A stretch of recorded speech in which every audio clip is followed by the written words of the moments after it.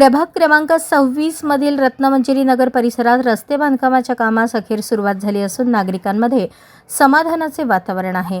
या रस्त्यामुळे heritage form, शिक्षक सोसायटी, गुरुदेव दत्तनगर, रोहिणी नगर तसेच ओम गर्जना चौक परिसरातील नागरिक व विद्यार्थ्यांना IMS कॉलेज, डी-मार्ट आणि आसरा चौक येथे ये-जा करणे अधिक सोयीचे होणार आहे। दीर्घकाळ प्रलंबित असलेल्या या कामाला सुरुवात झाल्याने नागरिकांनी समाधान व्यक्त करत राजश्री चव्हाण यांच्या पाठपुराव्याबद्दल आभार मानले। यावेळी आशिष परदेशी, प्रतीक मोसलगी, सागर साळुंखे, प्रज्वल मायनाळ, मयूर गायकवाड, दानिश सय्यद आदी नागरिक उपस्थित होते। मी अनिल चव्हाण, नगरसेवक राजश्री चव्हाण यांचा मिस्टर। आम्ही गेल्या टर्ममध्ये आमदार सुभाष बापू व पालकमंत्र्यांना रत्नमंजिरीमध्ये रस्त्याची व्यथा सांगितल्या होत्या। त्याला जवळपास आता 3-4 वर्ष होत आले। ते कामाला आज मंजुरी मिळाली आणि प्रत्यक्ष रस्त्याला काम सुरुवात झालेलं आहे। तिथं एकेकाळी असं परिस्थिती होती, एखादा मयत झाला की तिथं ते जे तिरवी आपली रस्त्यात ना मयतासाठी ते कुठं ठेवावं कुठं नाही अशी परिस्थिती होती।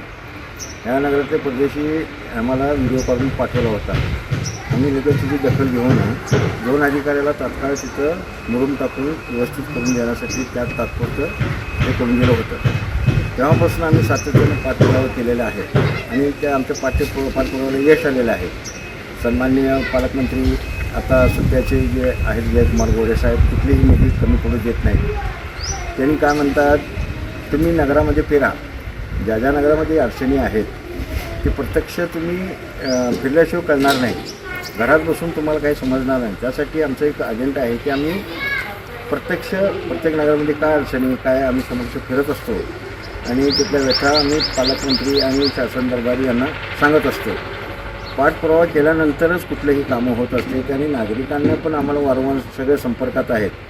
तिने सांगितलं, साहेब ह्या इथं अडचण आहे, आम्हाला रोड नाही, दिवाबत्ती नाही। प्रत्येक वेळेस आम्ही पाठपुरावा करून त्यांच्या समस्या सोडवलेल्या आहेत। आता आपल्याला सोलापूरकरांना पालकमंत्री एकदम चांगला मिळालेला आहे आणि पदाधिकारी असो कोण पण सुचवलेले कामं त्यांनी प्राधान्याने करतात। त्यामुळे आता भविष्यात आपल्या धुळे सोलापुरातील विशेष करून प्रभाग 26चा कायापालट होणार आहे आणि भविष्यात इथं सर्व जे प्रलंबित कामं आहेत ते पूर्ण होणार आहे, एवढी मी गॅरंटी देतो। धन्यवाद। जय हिंद, जय महाराष्ट्र। या रस्त्यामुळे इथे रत्नमंजिरी नगर साईडला प्रेसिडेंट कॉलनी, मागं द हेरिटेज कॉलनी आणि समोर कृष्णा कॉलनी या सगळ्यांना हा रस्ता जोडला जाणार आहे। त्यामुळे आम्हाला इथे यायची जे वाहनांचं जे पहिला अडचण होतं पाण्यामध्ये चिखलमध्ये आम्हाला गाडी लांब लावून चालत यावं लागत होतं। अक्षरशः इतके हाल होते की लहान लहान लेकरं पडत होते, लेडीज म्हणजे म्हातारे वयस्कर माणसं किती दुखापत झाले, चिखल साचून आमचे वडील स्वतः पडले होते किती वेळा। मग चव्हाण मॅडमांना आम्ही वारंवार हे करत होतो। माजी नगरसेवक चव्हाण मॅडम ज्या होत्या त्यांच्याच या केलेल्या कार्यामुळे आज आम्हाला हे फळ भेटतं आहे, तर धन्यवाद। गेल्या वेळेस तुमच्या नगरामध्ये मयत झालं त्यावेळेस पावसाळ्यात गेल्या वेळेस मयत झालं तर तेव्हा मीच व्हिडिओ काढून चव्हाण साहेबांना पाठवला होता। ॲक्च्युली डेड बॉडी आम्ही ठेवायला म्हणजे ते तिरडी रचायची कुठं, आम्हाला तो प्रश्न पडला होता की आता डेड बॉडी तिरडी रचायची आहे तर तिरडी रचायची कुठं, त्यामुळे तो व्हिडिओ काढून पाठवला होता मी। म्हटलं चव्हाण साहेब तुम्हाला तो व्हिडिओ पण पाठवतील। तिरडी ठेवायला आम्हाला जागा नव्हती, तेव्हा चव्हाण साहेबांनी एका फोनवरती लगेच आम्हाला भर घालून तात्पुरती सोय तर कोण तेव्हा दिली होती आणि तेव्हा आर्थिक नमस्कार।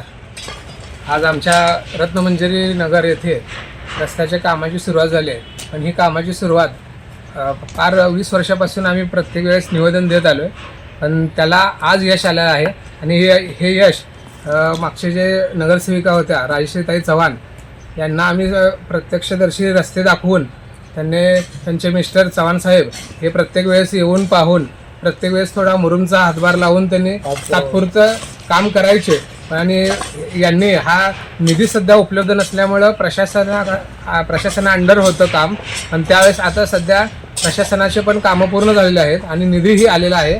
तर खरं आज या रस्त्याला योगदान मिळालेलं आहे आणि हा रस्ता आज सुरू झालेला आहे।